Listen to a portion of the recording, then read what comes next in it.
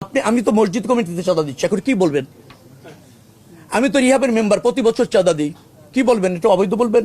চাঁদাবাজি হচ্ছে সেইটি যেটি মানুষকে বাধ্য করে জোর করে নেওয়া হয়, তাদের নির্ধারিত প্রক্রিয়া না, কোনো অবৈধ শক্তি সেটা করতে চায়। কিন্তু যে চাঁদাটাকে কোনো সময় চাঁদাবাজি বলা হয়, সেটা অনেক সময় সমঝোতা তারা করে নিয়েছেন পরিবহন মালিকরা, তাদের অর্থ তারা এই হারে কালেক্ট করে তাদের এই কল্যাণে ব্যয় করবে।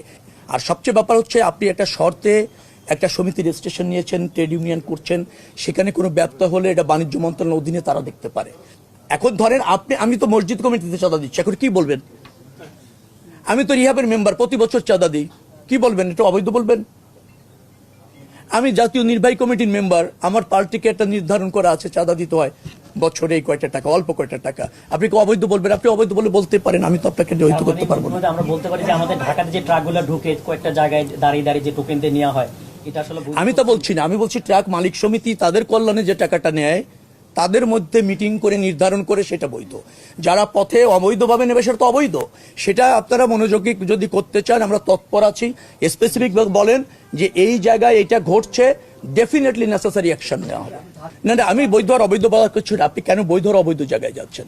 বাস মালিকদের কাছে আপনি বলছেন যে নেওয়া হয় যারা রুট কোম্পানিগুলি চালায়। এখন কোম্পানি এবং বাস মালিক কি শর্তে